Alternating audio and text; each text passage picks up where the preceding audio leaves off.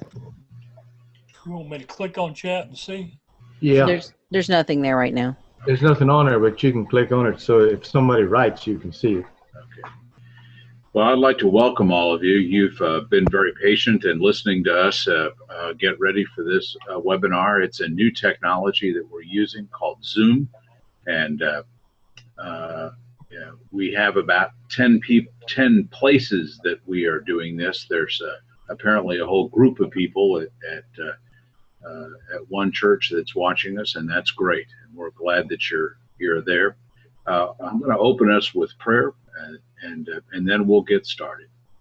Gracious Heavenly Father, for this day we give you thanks. We thank you for the men and women who are on this call.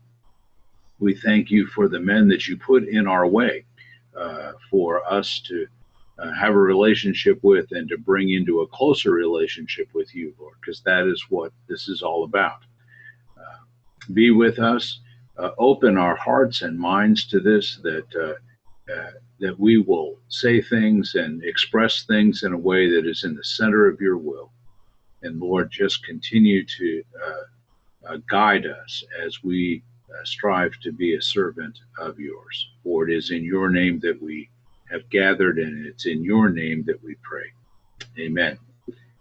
The way this works, Kenneth can talk, I can talk, and Martha can talk if she needs to.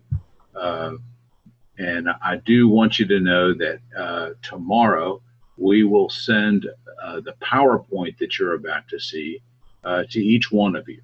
So you can take some notes if you want, but it's going to come to you, and we want you to use it. And we're also in the process of recording this tonight, and hopefully that'll be edited and available to you as well. Our purpose in doing this is to get the largest audience that we can, and that's where we are. On the call is Dan Ramsey, who is the national president of United Methodist Men. He presides over the National Association of United Methodist of Conference Presidents of United Methodist Men, and is a former president of the Texas Conference. Kenneth Tilke, who just went to take care of his dog, there he is coming back, is the jurisdictional president for the South Central jurisdiction, and we're glad to have both of you with us tonight. Martha Davis, who you saw shortly and heard, is the COO of the General Commission, and is instrumental in keeping Gil straight and keeping me on track on things. So let us begin. That didn't work.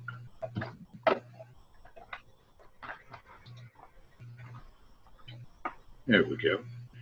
It's best to begin with why we're doing this and why this is important. Kenneth and Dan, what are some reasons you think men's ministry and scouting ministry is important to our church? Well, I know that the scouting ministry in our church, each one of the churches, brings in boys that sometimes or most of the time don't have a church home, or our church is not their home.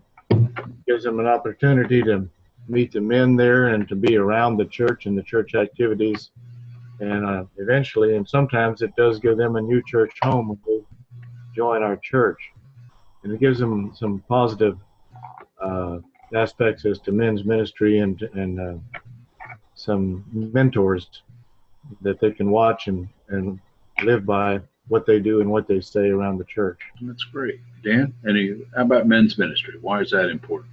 Well, I think it can fill a void that may be in their life about the ministry and the church, and about the spirituality that they may be missing. In addition to the fact that some of those boys may not have a father figure at home, so it's important for us to share that word with those young boys and all of those scouts. Yep. Well, there's some facts we just need to deal with. Men's ministry is hard and it's messy. It's much harder than any other kind of ministry in the church. It's harder than youth ministry. It's harder than children's ministry. It's harder than women's ministry. Men are resistant and afraid. They don't know what to expect, and so they would rather not participate than be embarrassed or be surprised. It is countercultural. If you look in any of the watch TV for 15 minutes, you'll find ads that show that men are supposed to be this way and this way and this way, and being a servant leader, being someone who's respectful, being someone who honors God and honors other people, is not what the culture says. The culture says, "I'm a self-made man." Well, I don't want somebody to be a self-made man. I don't want them to have any position of authority, because I want people to be God-made men, and I want them to know that and to celebrate that. Men carry around an awful lot of junk, and they do not like to get rid of it. They ask God for forgiveness, and they know in many cases, if they believe in God, that God in fact has forgiven them, but they can't forgive them. I think that's where the saying from our training partner, "Man in the Mirror," comes from. That's the person who needs to forgive that reflection, and many times they just can't. And that's an issue. I want to talk a little bit about pastoral support, and I'll go through this slide, and then Dan and Kenneth, if you have something to add. In some places, to be honest, we don't have it. And I think there's some good reasons why we don't have it, actually. And in some places, we have support from pastors that surprises that we're not expecting to get that support. I think the reason we don't have universal support from the clergy is because we're not offering something that is in keeping with the vision statement and mission statement of the United Methodist Church. We're not making disciples for Jesus Christ. We may be known as the guys that do the great cookout, or the guys who go to the ball game, or the guys who do this, that, or repair stuff around the church or around the community. But what I want us to be known as is men who are bringing other men into a relationship with Christ. And one of the things that we do, Bishop Swanson spoke at our last gathering of the conference presidents, and it was very clear when he was a pastor, when he was a district superintendent, and now as a bishop. Very, very few people come into his office and offer help. They come into his office to ask for something. I want you to do this. And you're adding it to his plate. And so the best way to do this, I've found, is to ask that pastor, whether he or she be a local pastor, or an elder in the church, whether that be a district superintendent or a bishop, ask, what is your vision for the men that we're talking about, either in our local church and community, in our district, in our conference? What is your vision for them? And then when they give that vision, say, how can I, with a group of other men, take that off your plate and do that for you? And how can we do that as partners? That makes a huge difference, that we're not adding to their plate, but taking things off their plate. We also, pastors need to know that we have their back, that we are supporting of them. Some pastors think that we're not just praying for them, but there are other men who are praying on them, to use kind of that pun. But it's true. And they need to know that men are supportive of that ministry.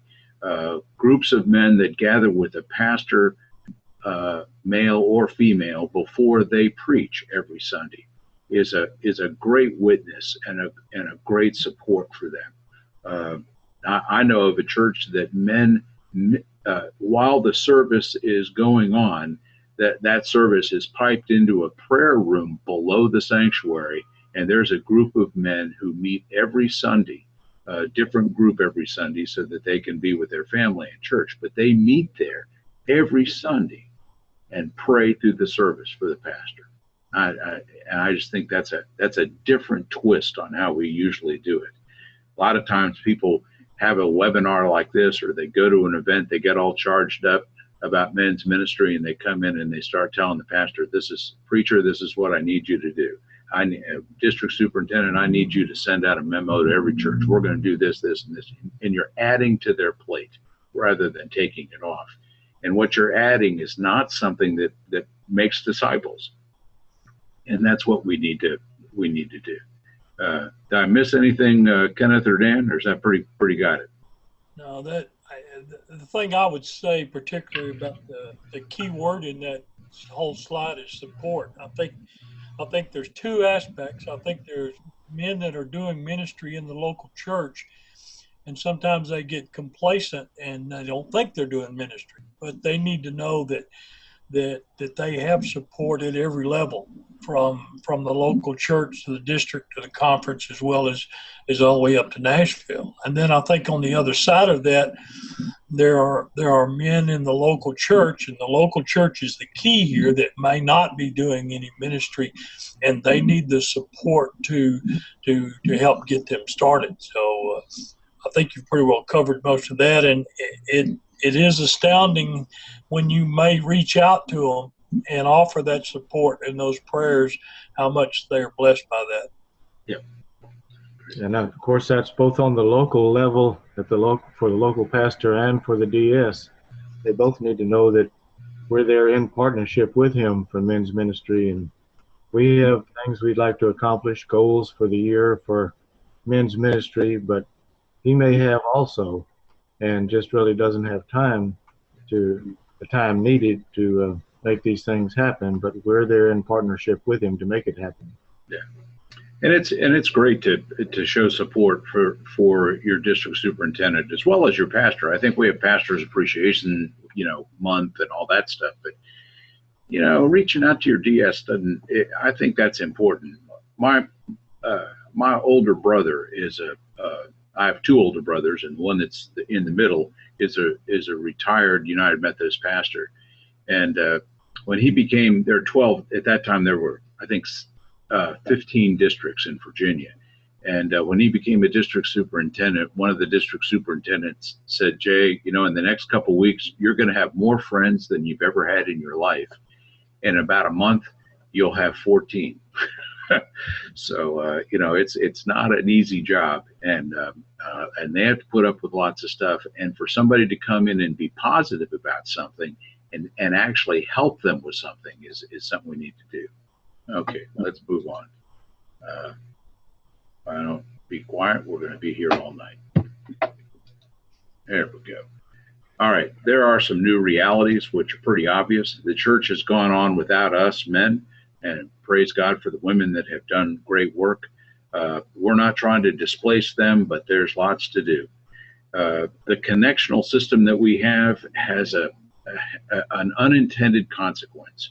If you're a district president, you've been a local president for some time and gotten experience, and that's how you became a district president, and you're a district president for a while, and then you become a vice president of the conference, and then president of the conference. And by the time you've done that, you're kind of long in the tooth.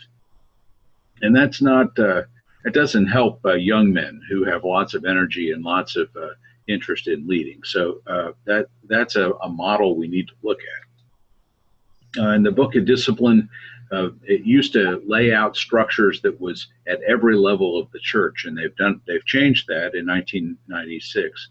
And those old structures are not required, and the new structures are pretty vague. And so that's kind of a disadvantage. And when we, underutilize new communication strategies, we really alienate younger men. If, Martha and I were talking today, and there's still, we have 7 people, I think, as leaders in United Methodist Men that don't have email. That we send out emails about meetings and stuff, and we have to mail stuff to them because they don't have a computer or they don't use email. And that just is, that's just not going to work. it alienates people who are trying to get in touch with them. There are some things that have not changed. Men still need Christ desperately. Men are hungry for something, and Wesley realized that, and he always said to his preachers, above all, offer them Christ. You can give them food, you can give them lodging, you can do all kinds of things, but for heaven's sakes, literally for heaven's sakes, offer them Christ. It doesn't take 1,000 men to turn a church around or a district around or an annual conference around. We have to remember that the purpose of everything we do is to declare the centrality of Christ in men's lives. And that really translates into discipleship, which is what we are supposed to be as United Methodists. Some of the statistics are pretty staggering. 13 million more women attended church last Sunday than men. 25% of all married women who go to church go to church without their husband. Rather than looking that as a problem, that's really low-hanging fruit, and we need to work on that. The percentage of men in worship is a prediction of growth. We know that from a lot of different statistics in a lot of different places. And we know this doesn't necessarily mean that that's what we designed it to be, but for some reason, maybe it's just the way we're wired. When a man comes to Christ, when a man says we're going to church Sunday, the rest of the family joins him. When any other member of the family says we're going to let's go to church on Sunday, the whole family typically doesn't come. But it's a very high percentage when men are the ones that are doing that. And youth, all of us that have had teenagers know that there's a period in that time where communication is pretty limited.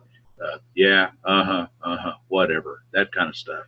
And even through that, studies have found that those same youth that have that pretty limited approach with their dad respect their dad more if he has some faith-based experience and talks about his faith and participates in that faith, that they like hanging around with him more. United Methodist Church has 4 areas of focus, and 2 of those are right in our ballpark: principal Christian leaders and creating new places for new people. We're not attempting, as I said before, to displace women from leadership. Thank goodness that there's there, but there is plenty to do when 60% of people in your community have no relationship with Jesus Christ or anything else, any other faith organization. There's plenty of work. Evangelism may seem very difficult in these days, but it's really easier than it was when our parents did it. When our parents went around the neighborhood, knocked on the door and said, "I'd like to invite you to go to Doolin United Methodist Church or here in Falls Church, Virginia," a lot of the people would say, "Well, thank you very much, but I'm Presbyterian, or I'm Roman Catholic, or I'm a Baptist, or I'm Jewish, or I'm, whatever." But as you know, from all the statistics and all what we read in the media, the largest number of people are called nuns, not because they're Catholic, because they're none. They're nothing. They have no relationship with any faith community at all.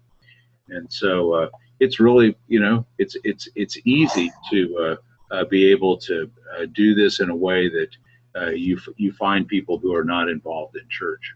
We kind of rename evangelism. We try to assign it to somebody else, but that's what we are. If we're a disciple of Jesus Christ, we make more disciples. That's part of the definition of what a disciple is.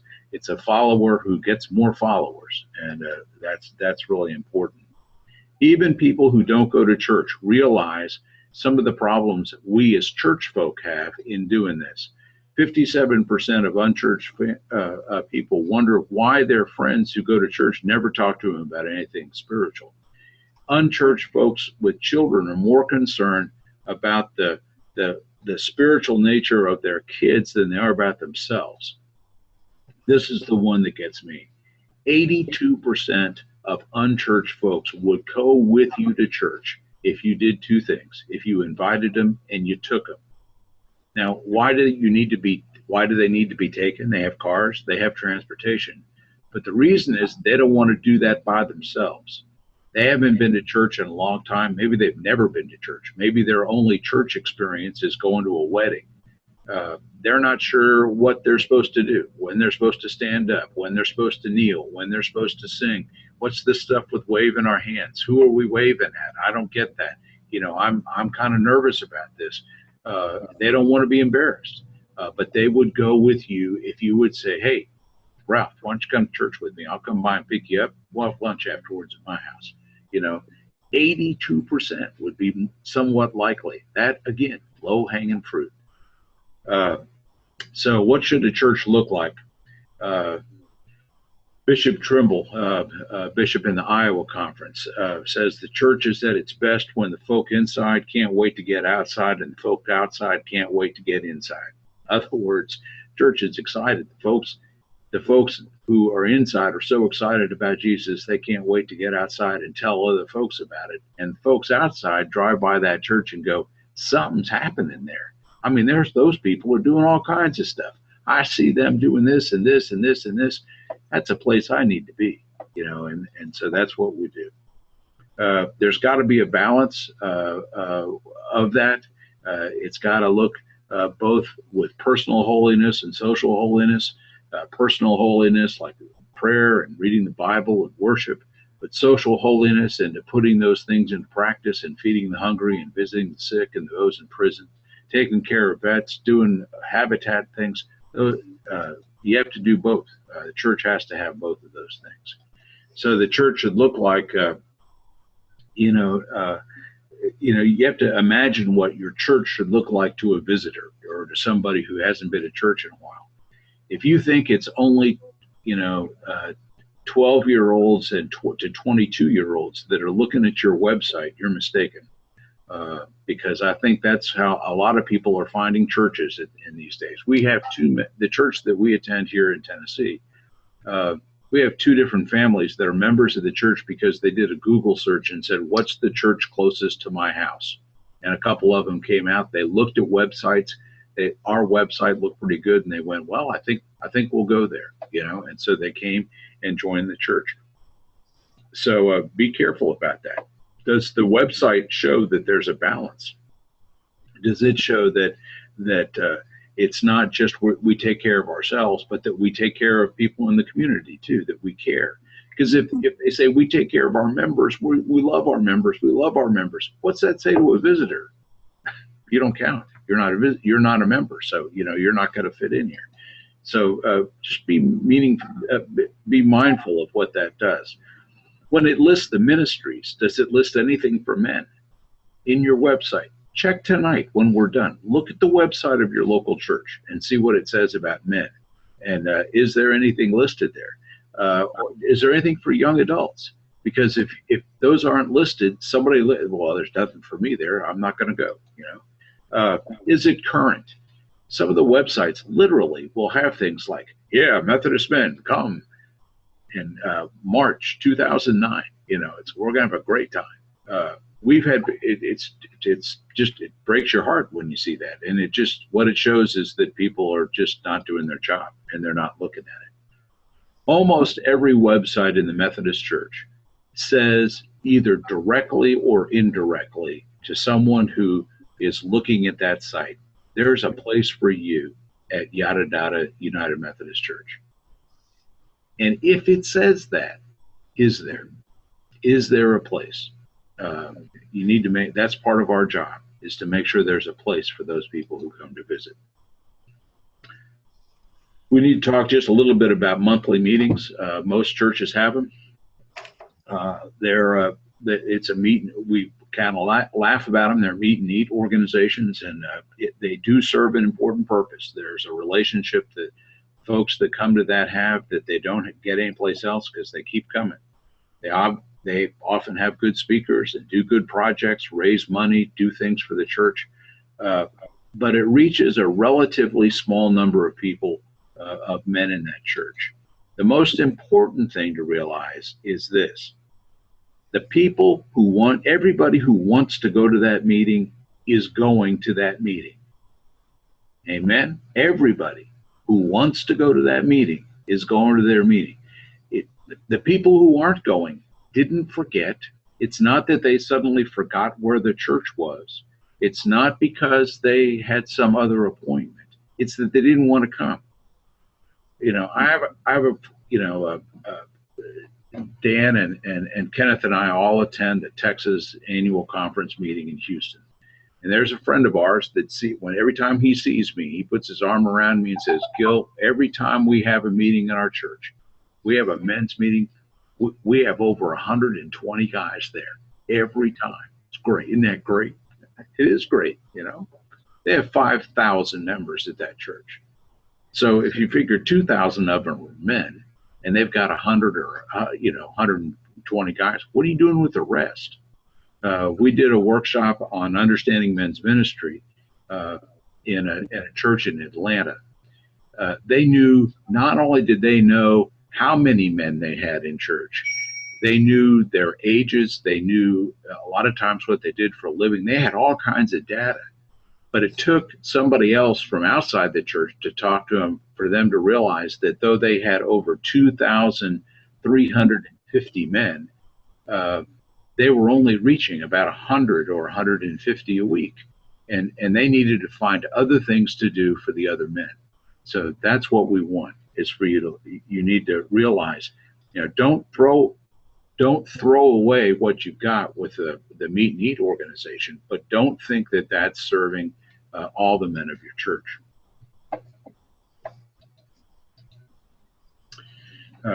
So growing the men's ministry of your church is not confined to growing that Meet and Eat organization. Okay, we grow by addition. Leave the monthly meeting alone. Make sure they're important. Make sure they feel supported. But create new meetings at different times in different places in different formats. I don't know how many of you have been to an Emmaus walk. You're going to hear in the next couple of weeks from a national level, mainly from me and from some other people, about a revamp of a meeting that doesn't take place anymore. The reunion meeting, the meeting that Emmaus groups have, is pretty close to it. But it's a way where we talk not about a book or about a Bible study, which are great and are important, but these meetings talk about where we are with God. How is it with your soul? How does your soul prosper? How are you and God getting along? What have you done as a disciple this week? And those are some ways to really, really make a difference. That's where, in my opinion, that's where we make disciples, is in those meetings. And it's important. Some of the things we do are front door ministries, and some of those are back door ministries. And we'll talk about those in just a sec. You have to consider technology. You've got to reach these younger men and older men as well, by computers, by emails, by other things. And Dan, what have I forgotten? Anything you need to add in this case? No, I just a comment I made. I sat down with my oldest son, who's still in his 30s, and just to ask him what younger men that within his church and what they're looking for, and it's what we all know. I mean, they're excited about being active, and they are technology way ahead of what we are. So that's important, and I think that once we get to that point, or we need to continue striving to get to that point if we're going to reach the younger men in the church. All right. We divide some of our ministries into front door ministries and others by back door ministries. And we do this because there's a book that we still have some copies of called Through the Back Door of the Church. And we'll talk about that in a minute. But front door ministries, worship. People that are ready for worship, that they're not afraid to come to church. They want it, but they want it to be excellent. They want to see, if a man comes into that church, he wants to be able to see that there's some participation by other males. if he walks into a church and there's 30% or less males in the congregation, the chances of him coming back are slim. But he wants to see males in the choir, not a male choir necessarily, but at least some males that participate in that participate as ushers, that participate as lectors, that help in the service, that do things. Wants to see that men are involved in things other than cutting the grass. They want to see discipleship groups or Sunday school classes. They're interested in using the skills that they do at work in committees because they have those skills and they want to share it. Others are interested in a church because they have skills other than what they do at work, and they certainly don't want to do what they do at work at church. For example, if you're an accountant, you may want to use those skills to help the church on the finance committee. But you have accountants that go, I do that 6 days a week, and in tax season, I do it what seems to be 24 hours a day. The last thing I want to do is come and be an accountant here at church. I'd like to teach kids Sunday school. I'd like to be a youth director. I'd like to be any number of things. And so you have to be open to both of those. But we have backdoor ministries too. And backdoor ministries are folks that don't want to go to church. They don't want to go to worship yet because they don't know what goes on in there and they're not sure and they don't trust and they've heard bad things about church. But they would be willing to do a local, national, even an international mission trip with some of the people from that church. They would attend a local event, appropriate event that's sponsored by the church that a bunch of folks are going. They'll do guy stuff. They'll go to a car show or a road rally, or a lot of places have an annual wild game dinner if they're a bunch of hunters. If they're not, you can order the food. There are ways to get that from companies, and you can have the weirdest, wildest things, and guys love it. There's a habitat build. That'll bring guys. All the scouting stuff is youth serving. As Kenneth pointed out, 50% of the kids that are in your scouting program come from they don't come from your church or another church. They come from an unchurched family. And so what's great about that is that they're able, if you have a Cub pack that meets on Monday night and a Boy Scout troop that meets on Thursday night, 2 nights every week, you've got a whole bunch of families in your church that don't have a church home. What a great opportunity that is. A work day at a local school. Most of us have an elementary school within a few blocks of our church, and so we can participate in that. Sports ministry, softball or volleyball, indoor soccer is big here in Nashville. You got all kinds of things, and then community programs for the community, where you're doing a seminar on finance, or you're doing a seminar on healthy living or food choices. Intergenerational groups, those are great. Where men are working with younger men, and younger men are teaching older men skills they need to know. So those are all good things. Just a comment, Gil. Sure. The other thing that, and I've tried to have some conversations with a lot of the younger ones. They don't want to go to meetings, but I know that there's one particular church in the Central North District here in the Texas Conference. They have $1 million mission budget, and they never have trouble getting men to do missions. They never have trouble because they can see their results, and they want to be active, and we've got to know that that activity is what ministry is all about. So that's great. Kenneth, what are some things that are working in your jurisdiction, in the South Central jurisdiction? Well, some of the men are having to raise money for their projects in the church, and the different ways that they're doing that. Most popular seems to be golf tournaments. Mm-hmm. And that brings in a lot of men that don't come to the meetings, but they'd like to play around the golf, and a lot of the churches like Atascocita that's listening to us now, and St. Luke's in Houston, they'll raise $15,000 to $20,000 in one golf tournament just for their projects for that year. But it goes all the way down to fish fries in the smaller churches, and Don't you have a church down there that does a shrimp boil? yes, Yeah. shrimp boil, and of course Louisiana does a lot of that. Yep. Crawfish and shrimp.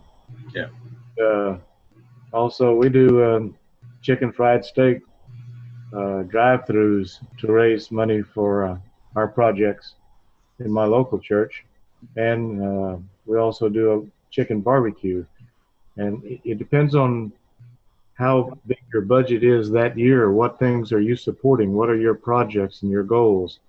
And you have to, from that, you have to formulate how many money-raising projects you want to partake in that year. And that gets out more men.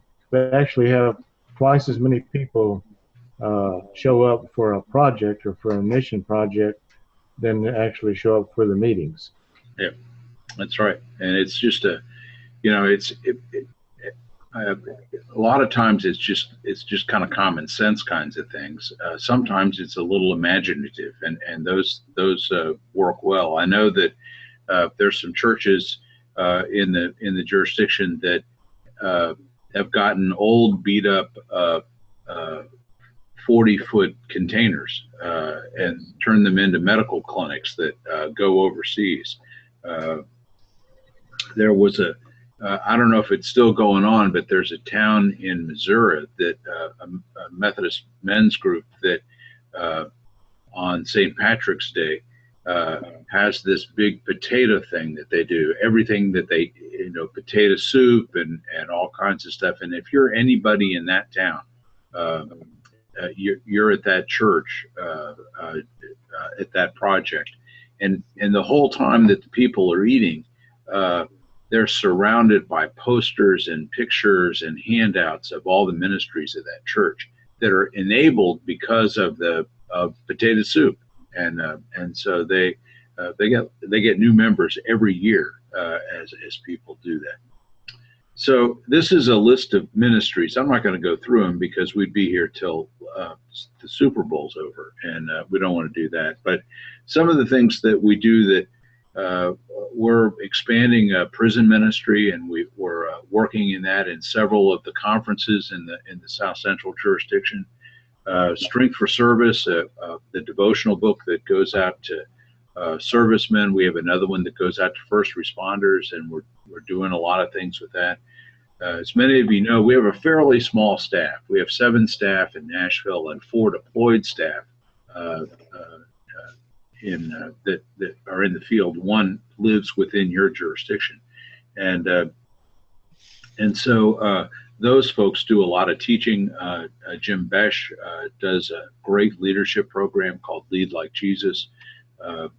And then several of us have taught Understanding Men's Ministry, which is a kind of a short course on No Man Left Behind from Man in the Mirror. And then we also have Engaging Younger Men from one of our other staff members. But we've got lots of things going on, and this is an exhaustive list. This is just a partial list of the things we've got going. And so what are some things that you guys, especially, you've got this one group of a whole bunch of guys, what's some things you might try in the next couple months that you haven't tried before? Think about that, write that down, and because we're gonna follow up with you, not only within this week to send you the PowerPoint, but Kenneth and Dan are going to follow up with you in a couple months to see what you're doing. What did you take from this webinar that you put into practice? Because that's the measure of success, not whether we got our points across, but whether you're taking something back to your church that's going to bring men into a relationship with Jesus Christ. So that's where we're going. There's some things to consider. I want you to use the structure of the United Methodist Church, that connectional structure, because it's very unique. There's not any other denomination that's really set up the way we are. But it's use that structure, but don't be handcuffed by it. If you're trying to get younger guys to do stuff, and you ask them to be president or the chairman of something, they might go, nah. But if you ask them to be team leader, would you lead this group? And it's not because what younger guys are afraid of is that you're going to ask them to do something and they'll have to do it forever. And they don't want to do it forever, but they'll do it for 6 months, or they'll do it for a year, and they'll lead a project, or they'll lead one project and they'll do it every year, but they don't want to be in charge of the whole works. And that's okay. Find out what their comfort level is, and look at that. Livebold.org is Greg Arnold's website. Look at that, and he's got devotionals and a lot of things for younger men. It's got a younger edge to it, and I think that you'd look at that. As I said before, Mark Lubbock and Mark Doherty are two of the other deployed staff, and Joe is one of our staff here in the office. If you're interested in looking at becoming a men's ministry specialist, that's a great way of providing ministry and leadership within your church and some other churches that are trying to grow men's ministry. Like I said before, consider Jim Besh coming to do a district-wide or a conference-wide course on Lead Like Jesus.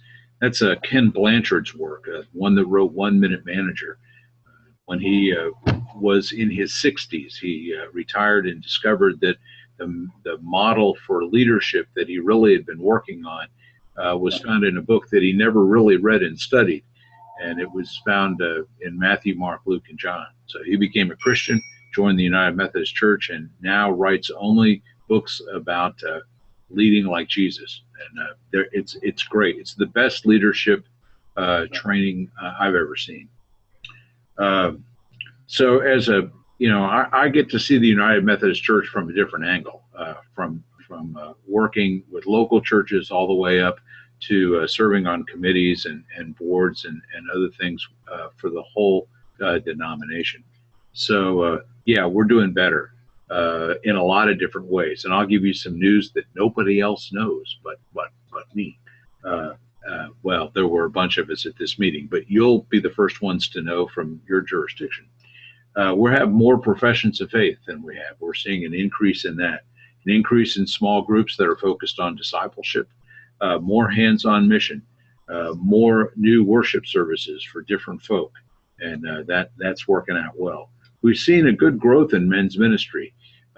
Last year, at the National Association of Conference Presidents, we celebrated that 70% of the annual conferences in the United States had maintained or increased the number of charters that they had that from the year before. And this year we've continued some increase in that area, which is great. So we're seeing some growth and some real interest. Martha and I were at a meeting at GCF&A, and the payout rate for last year, as far as how much funds came into the United Methodist Church, we are a generous group of folk. We gave a whole lot more money in 2014 than we did in 13 and 12 and 10. We really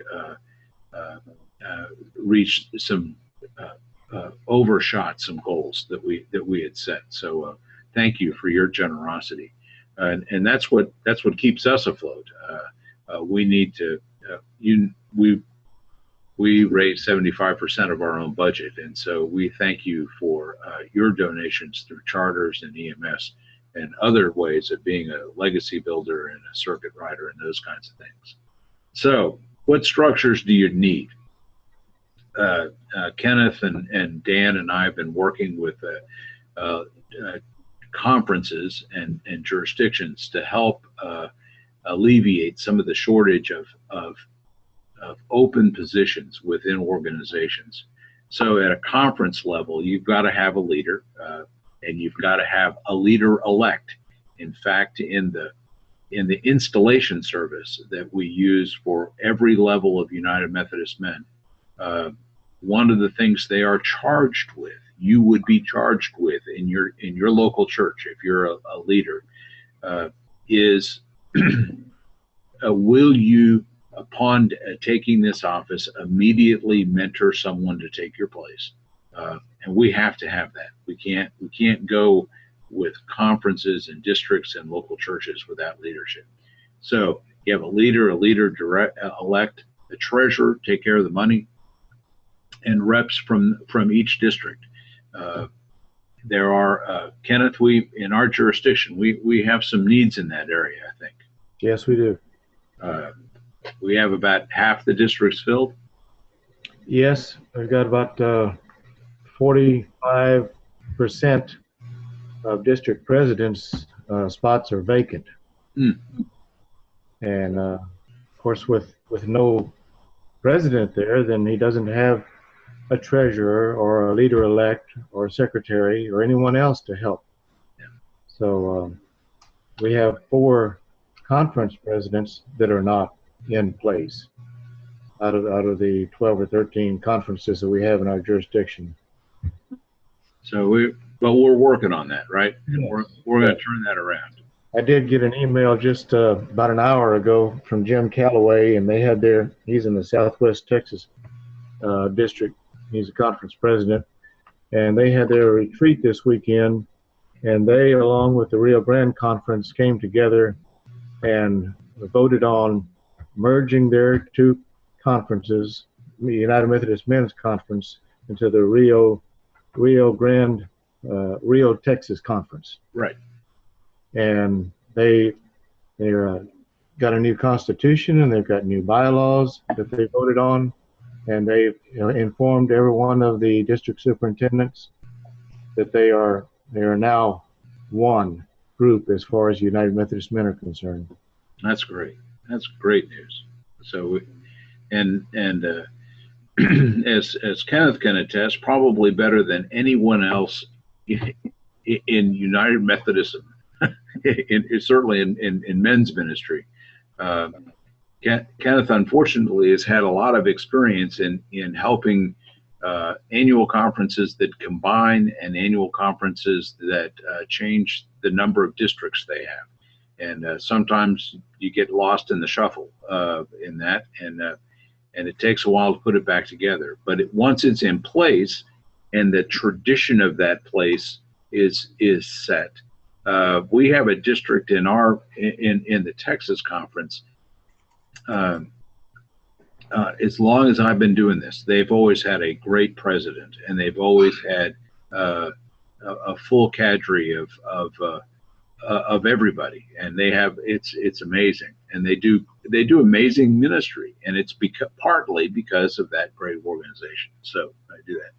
Same thing at a district level. You need a district, you need that leader, and then you need representatives within that district in all the different parts of that district. Some of our districts are huge. In the Western jurisdiction, one of the annual conferences has a district that has a name. It's called the state of Utah. It's the whole state is the district. So when you've got that, you've got to use technology, and you've got to have people that are helping in different areas. In a local church, the same thing. You need a leader and a leader elect, and then some folks that are that help in that church that represent different ministries where men find Christ and are working and are doing good stuff. And you want to embrace through your local church all the ministries of the church, that where all men are doing things that bring them into a relationship with Christ. And that's something to celebrate. We've had a discussion recently about Men's Sunday, and it's very, very popular in the African American church. Well, it needs to be popular in all churches, where we celebrate the ministry that men do in many places. One of the 4 areas of focus is developing Christian leaders, and they lead by example. Their leadership style is a servant. They're focused on making disciples, and with that, they make more disciples everywhere they go. We're very strong in this. I'm very. I know Dan and Kenneth get tired of hearing me say this, but you can't sell what you didn't buy. So there's certain core values that we have. We need to approach this as a servant leader. It really isn't about me. It's really about Christ. There needs to be some honesty, and we seeing all men in the different places they are in their walk and in their walk with Christ. A belief in the mission of the United Methodist Men and a belief in the mission of the United Methodist Church. This is an incredible denomination that I'm very proud of. Do we agree on everything? No. But what we do agree on is more important than anything that we disagree on. And we work together and do amazing things around the world. A core value that we have is that we have to be growing in Christ if we expect to bring others into a growing relationship with Christ. Grace has been offered to each one of us. It's been offered to me numerous times, even today. And I need to offer that to others. And we need to always have that value that men are vital to the United Methodist Church. They are vital parts of the church, and that they do important things. Some of the core activities, and these are taken really from our purpose statement, both these core values and these core activities. We need to pray daily. We need to read the Bible daily. We need to have a personal devotional life. And we need to do that on a daily basis. We need to participate weekly with other men. We need to have a spiritual director or an advisor, somebody who guides us, somebody who has the permission and the blessing to say, Gil, you're kind of getting off track here. You need to do this. We need to practice stewardship. If we're going to talk about stewardship, we need to practice social and personal holiness. We need to communicate effectively, and we need to be accountable. And so those are things that I would want in all of you. So your next step as a leader, look carefully and ask, do my actions as a leader reveal those core values that I just listed? If not, or it's not as well as you think God would want you to do, we have resources through the commission that would help you with that. Look at those core activities, and we've got materials that complement those activities, and we can give you some guidance and lead you in those areas as well. Anticipate questions when you're talking to other guys as leaders, and you're trying to get them to do something spiritual, something in the church. Anticipate the questions that they're going to ask.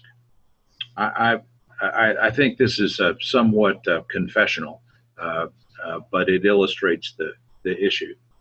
When I had Dan's job as the national president of the United Methodist Men, I had my vice presidents and the secretary and the treasurer all read the Upper Room Disciplines, which is a book that is published every year, and it's each writer writes for a week, and it goes with a common lectionary. And I said, I'm going to try to do this every day, and I want you all to do it with me, and that'll hold me accountable. Well, several years after I left that position as conference president, first national president rather, I was at my office and the phone rang, and it was Rod. And Rod said, Gil, wasn't that wonderful this morning? And I said, excuse me? And he said, the devotion this morning, wasn't that wonderful? It was all about Haiti, and I thought about you, and I just know you got blessed by that. I had to admit to Rod that I hadn't read it that morning. In fact, I hadn't read it that year. If we ask people to do that, you need to be ready for the questions that they're going to ask. And I was glad that devotional touched Rod in a way that made him think of me, because in thinking of me, it made me more accountable. I do devotions every day now, not because I'm afraid you're going to ask me about it, but because I get to spend time with my best friend. I do them for all the right reasons now, I think, a much better reason. And I just encourage you to do the same. So let's close with 3 stories and a request from us, and then any closing comments that these other 2 guys do. There's some things you can't measure about a small group that men do.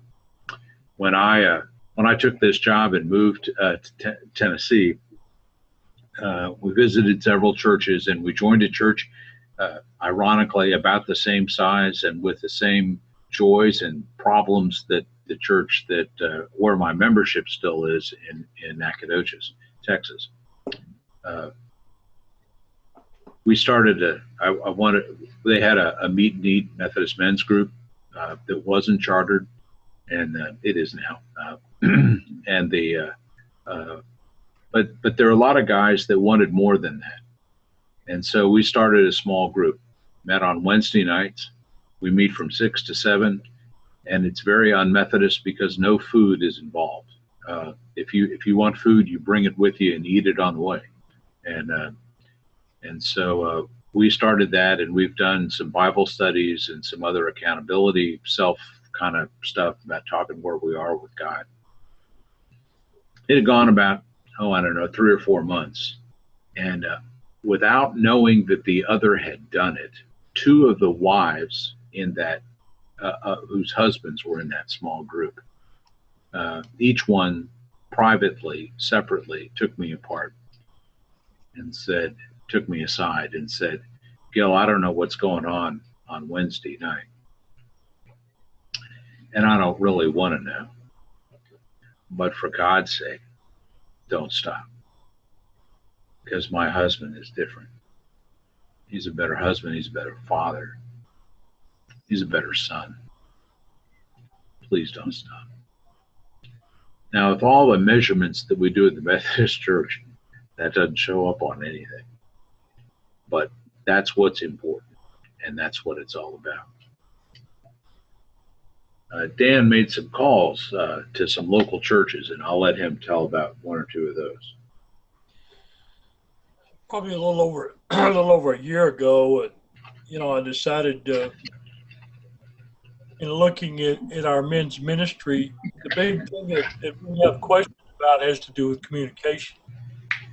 And the fact that we at the national level, as well as the jurisdictional level, and even at the conference level, we weren't communicating well with the men in the local church, and that's the place where the rubber meets the road. So I decided to pick out some churches that I had no contact with. They didn't know me. I didn't know them, and I would call their Methodist men president, as well as speaking to their pastor, just to tell them hello, to encourage them in their ministry that they're doing, to let them know that I was praying for them, and to let them know that Methodist men at every level is a resource, and that the things that they do are important, and that they need to understand that we're here for them and that we're here to back them up. And the responses were just amazing. One, they didn't know anybody cared. And I've had some that didn't know there was a General Commission or what the General Commission was.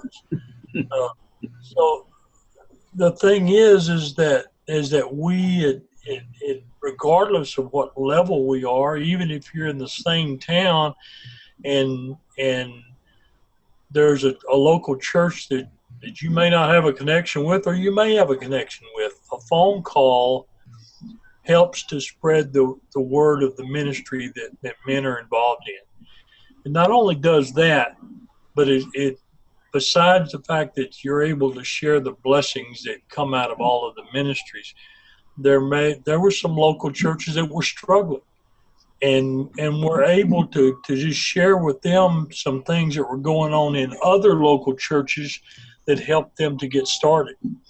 So I've encouraged the leadership at the NACP as well as conference presidents, and I encourage all of you to make that phone call, or to let the men know in your own local church that what they do, the ministry that they're doing, is important. That there are people here behind them that are there for them to pray for them and to be a resource if they stumble, or if they would like to know how to do some things. We don't have all the answers, and in matter of fact, there's probably a lot of answers out there that if we made some more phone calls, we'd be able to put those in our resource packet. So it really touched my heart to see what those churches were doing, and the fact that some of them were in Georgia, some of them were up in Illinois, and I talked to one or two here in Texas, and but it's just important to be able to share what Christ is doing in their life, and the only way we're gonna spread that communication is by talking to them and to talking to one another. There's some things that one of the things that will happen this year at the NACP meeting is a top honors award for ministry in local churches, and the deadline for that is February the 1st. But the important thing about that is that we're able to see the things that are actively being created in the local church, and that the disciples are being made, and men's hearts and laity's hearts and clergy's hearts are being changed from the inside out. And I think that's what it's all about. To me, it's about the local church, because that's where the work is really working. And so I encourage you to do that, and I encourage you to spread that to those around you. Thank you, Dan. On a very personal note, I am very much indebted to this jurisdiction through the work that I was asked to do in the Texas conference, and some other jurisdictional responsibilities which I took on. Taught me, prepared me, made me a much better person. Actually prepared me for this job in a lot of different ways. And both Kenneth and Dan are good friends, and I've enjoyed the work that we've gotten to do together, both in Texas and now nationally. So there's some folks in Texas that are proud of this guy named Gil, who ended up getting this job in Nashville. One of them's named Bill, and in Bill's eyes, he's always been proud of me, but I've never done anything completely right yet. And Bill likes to help me understand that I haven't done things correctly yet. And so one day after I'd been here a couple months, I guess a couple years, and I write in the magazine, and I write in our newsletter and some other things. So a lot of people read stuff that I've written. And he called me one day and he said, "Gil, I just need to talk to you. It's just not working." And I said, "What?" He said, "Well, people reading your stuff, it's just not working." Bill's a member of a large suburban church outside of Houston, and he said, that they're reading this stuff, and it just doesn't make any sense. And I said, "Well, what isn't making sense?" And he said, "Well, I've got our men's group, and we meet once a month, and about 40 of the men will come if they all came, but about 20 at a time come, and it's not growing very much, but it's there. And then we got this new pastor and a new associate, and one of them started a Bible study, and it's at night, and there's not all of us can go at night, and it's every week, and it's just for men, And it's just not working. There's 40 guys that are coming to that Bible study every week, and it's just doesn't seem to be working. I don't know. It just doesn't. And then the other guy, or another guy in the church, I think he's a counselor or something, Gil, and he started a men's group that was talking about a men's study, and they talk. I mean, it's just gross, Gil. It doesn't need to be in the church. They talk about divorce, and they talk about pornography, and they talk about shame and how we get along with our fathers and our sons, and that just has no place in the church, Gil. I just want you to know that, and it's just not working. And then another guy read your stuff, and is doing sports ministry, and we've got people playing.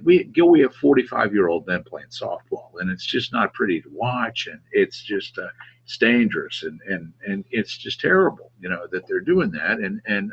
And Gil, some of the people that play on our church softball team are not members of our church. They're not members anywhere, but they're playing on our softball team. It's just not working. And I said, well, Bill, it seems to be working. I mean, you got your group in the morning, and you've got a new Bible study, and that's great. Men reading the Bible every week and coming, and got about 40 in that, and about 40 in this other men's group dealing with issues that men really need to deal with, and what better place to deal with in the church. And then you got another group of I don't know how many playing softball, and you're bringing new members in. It's just not. It seems to be going pretty good, Bill. And he goes, it's not working at all. And I said, what's wrong? And he said, they're not coming to my breakfast. And I finally said, Bill, I really don't care if they come to your breakfast, because they're coming to Jesus Christ, and they're seeing Jesus Christ, and they're establishing a relationship with men who have a relationship with Jesus Christ. And that's what it's all about. So that's my challenge to you. I want you to use this here. Wear us out. I'm a national public radio person. I listen to it on the way to work, and they had a fund drive, and we're always raising money. You know that. I mean, you get letters from us and asking for money for this, that, and the other thing. And we appreciate it that you send us some, and that's great. On the National Public Radio, they have these pledge drives, and they ask one of the guys that works at the radio station here in Nashville, wouldn't it be nice if somebody one guy just wrote you a check at the beginning of every year, and it covered all your expenses? Wouldn't that be great? And the guy thought a minute, and he said, no, I don't think I think I'd rather have it the way it is. In fact, I want to thank you for the way you do it, because thank you for making us work for it, because we do a better job because we have to work for it. And I hope that we do a better job with you this year than we did last year, and next year than we do this year. I want us to continue to get better, to serve you better. And I want you to be hard on us. I want you to have high expectations for us. And because we want to do that, not because we want to feel good, but because we want you to succeed in bringing men into a new relationship with Jesus Christ. It's as simple as that. So use us. I've made a promise for a long time, and we haven't been stumped on it yet. If there's something you need in your local church, in your district, in your conference, let us know. Now, we either have it, we know where it is, or we'll create it. And we have other denominations that steal from us all the time, and we take that as a high compliment. So now we have a chat. If there's a question that you have, or something I said that didn't make sense, or Dan or Kenneth said, I'm sure they did well, but I probably forgot something. So I can't see the chat, but Dan, can you? Yeah, we don't have anything on there right now. Okay. But I'll look at it. If there is a question or a concern or something that we can help with tonight, if not, this is our toll-free number, and I think we have the website here. Yeah, that's the website. And anything there? Not yet. All right. Well, that's okay. That's okay. Kenneth, do you have any parting words? Yes, I appreciate all the men that did call in to be part of this. If you are a conference president or a district president or responsible for your annual report, I'm waiting for those annual reports so I can combine them together and send them to Dan. Out of all of our conferences so far, I haven't gotten any reports, but it's something that I need at least today to conglomerate and send them to Dan. So I appreciate if y'all could do that. And I'll be working with all of the conferences this year.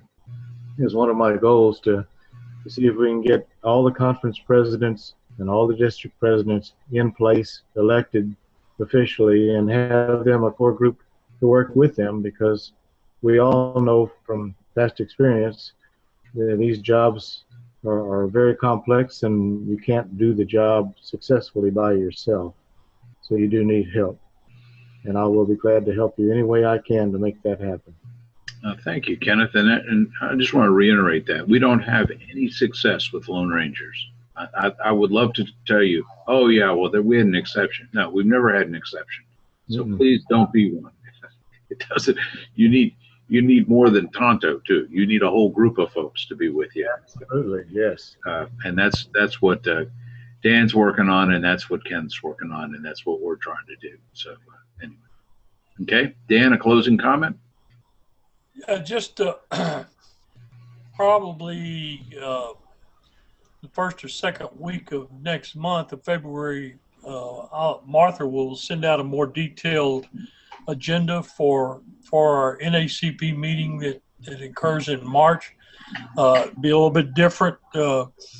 We're going to do a couple of more mission opportunities and some worship service in the Upper Room Prayer Chapel on Thursday night, but we'll send that out in a couple of weeks. So I look forward to you conference presidents that will be coming and sharing that time with you, and see if we can't spread the good news and some training to go along with it.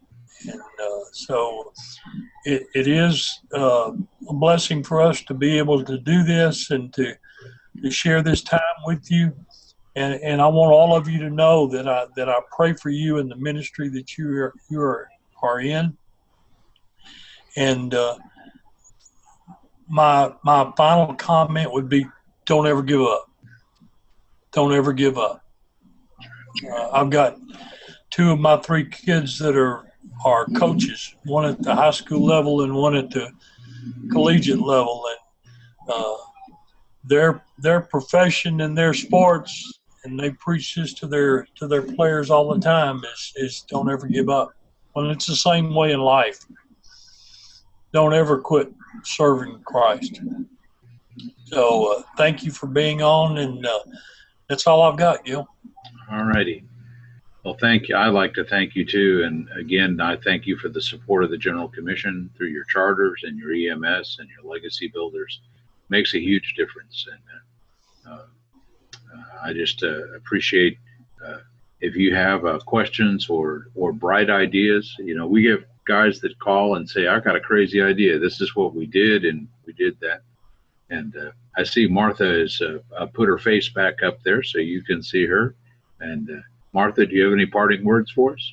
Yes, I just want to let you know I did answer a couple of questions. Oh, okay. To let everybody know that there will be an email to go out tomorrow probably, and we will give you the option of downloading the PowerPoint, or if the video recorded like we hope that it did, you'll also be able to download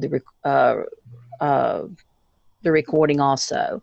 Paul Zimmer asked, is Zoom available for conference and district presidents to use, or does my district need to make separate arrangements?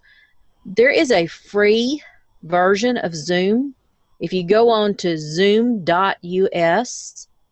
and I'll put that in the email, as long as you keep a meeting to 1 hour and you have less than 25 people on it, there is no cost.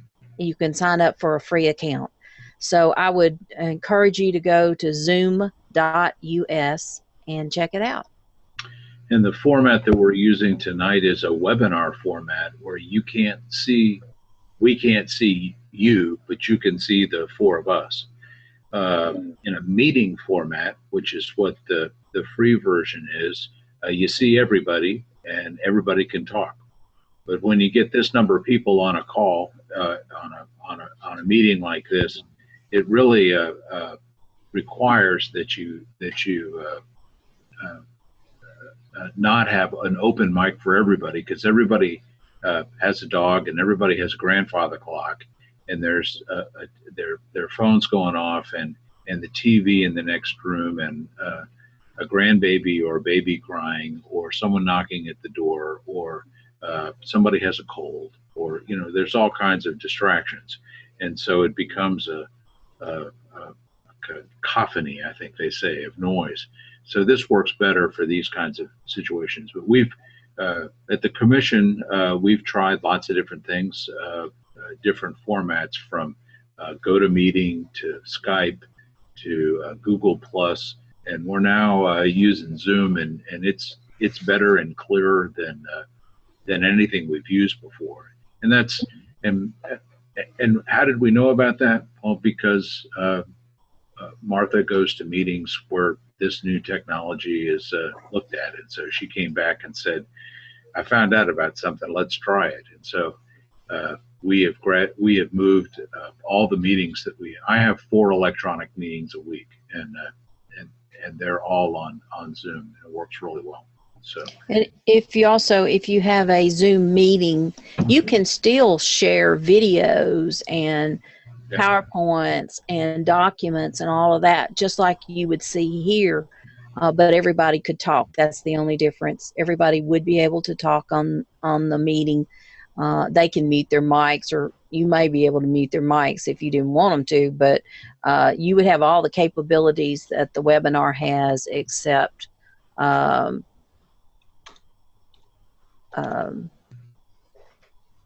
don't think you can record a meeting. So with the size of the districts that we have now, having a district leadership meeting, you need a meeting like this. If you want to get, my son turns 30 in 2 days, and if you want Carl Henke to go to one of your meetings, and you say, Carl, it's just 3 hours away, and we'll try to be done in an hour, and he's going to laugh at you, because those kind of meetings, and he works for Boy Scouts of America. Those kind of meetings typically are done on his phone or on his tablet, and he doesn't waste 6 hours for a 1 hour meeting, so there you go. So I want you to do the same. We need to be smart. We need to be use the resources that are available to us. So anyway, all right. Well, let me close you in prayer. Heavenly Father, we thank you for this day. We thank you for Martha, and for Dan, and for Kenneth, and for each person that's on this call. Lord, keep us bothered by what we've heard, bothered enough that we make changes personally and in the churches where we reside, that we can get busy in ways that bring men into a new relationship with you. All these things we ask in your amazing name. Amen. Thank you, gentlemen, and thank you, Martha. Have a good night. All right. Good night. Good night. All right. So, Martha, when I close do I click here? When you close it, it should ask you where do you want to save the recording? So if I just go to end meeting? Yes. Stop recording? Should I click that? Yes. Stop recording.